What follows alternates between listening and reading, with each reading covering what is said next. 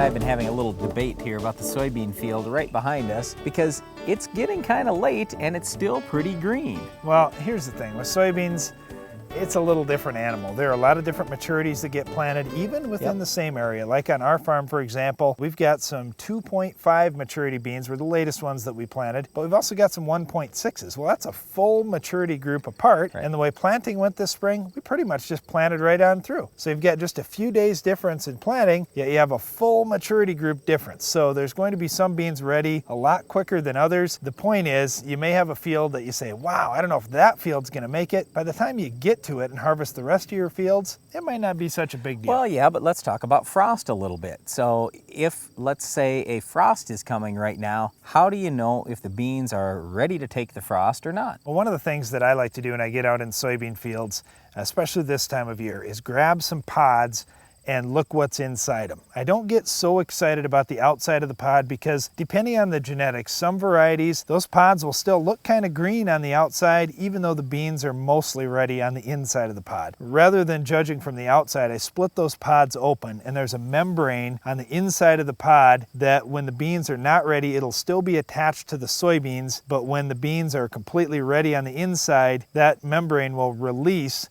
and stay towards the outside of the pod wall. So if your soybeans are separated from the pod wall and separated from that membrane, you're safe from frost. And frost is actually going to help you at this point because it's going to kill that stem off, so it's a little easier for you to combine. If you're actually out there harvesting and you do see some green beans, let's say the frost came a little before you wanted it to, you see some green beans and you say, oh no, this is a disaster. You're worried about getting a dock at the elevator, but you're going to be throwing those beans in the bin. Here's the best indicator that I've always found as to whether those beans are going to stay green or turn yellow. If you just split open that bean, split open some of the beans, and if they're yellow on the inside, then eventually the outside is going to be yellow too.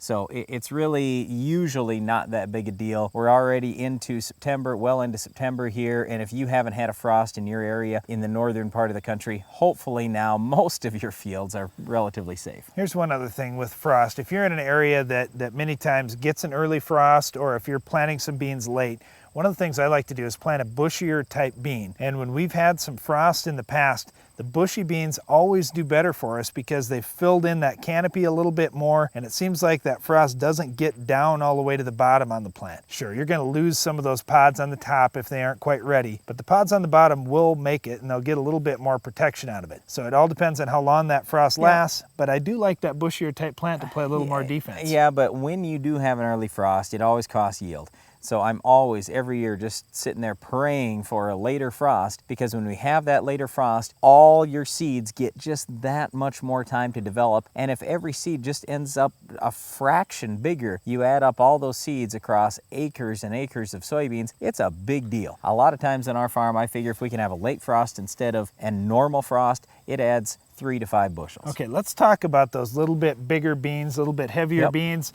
Because, you know, when I'm hauling them to the elevator, they'll accept 13% moisture soybeans. And I want to deliver to the elevator all the moisture I can when it comes to beans without taking too much of a dock. So there's a cutoff there. At what point do you harvest? When they get to 13 moisture, or do you harvest before Well, then? it all depends on what the dock is going to be at the elevator. So, I mean, most elevators will actually take beans up to 15% moisture.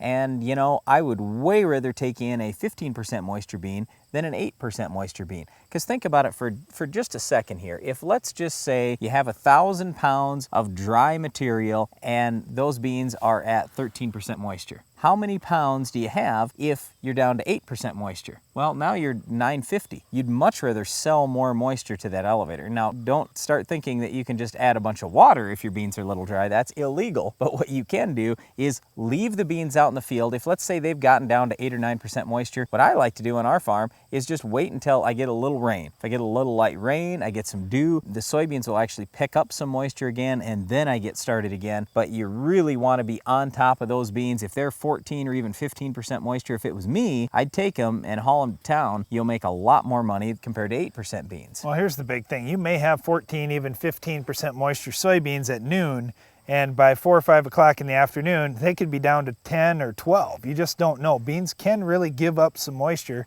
depending on the variety and the situation. But soybeans will give up some moisture as you get going through the day. So you do always want to start when they're a little wetter than you'd like, because it won't take long and that moisture's gone and you're back to selling some dry beans and giving up some money. All right, let's talk through some actual moisture docks. What would you say an elevator normally docks you if you have wet beans? Well, it does vary depending on where you're at in the country, but kind of an average dock has been 1% of the selling price for each 0.5% of moisture over 13. So if you have 14% moisture beans, you're going to give up 2% of your price. So if we had $8 beans, you'd be giving up 16 cents a bushel if you brought in 14% moisture beans versus 13. Well, let's look at it the other way. If you have 11% moisture beans instead of 13%, now I'm giving up 2% right there too. So roughly what I'm saying here is that 14% on the high side is equivalent to about 11 on the low side, or 15% on the high side is equivalent to about 9% on the low side.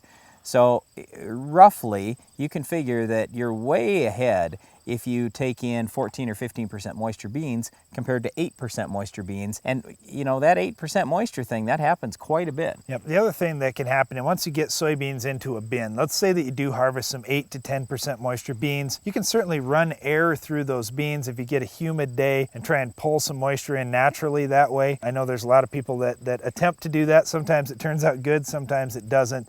It's a whole lot easier if you're just fussy when you are harvesting those beans. Yes, in the middle of the afternoon, they are going to get dry. But if you get started a little bit earlier in the day, if you get started maybe a day or two earlier than you normally would, you can try and get ahead of this thing and harvest beans with optimum moisture of 13%. Well, another thing that's real important to your soybean harvest, even though that thing is probably done a long time ago, is control of certain weeds, especially our weed of the week.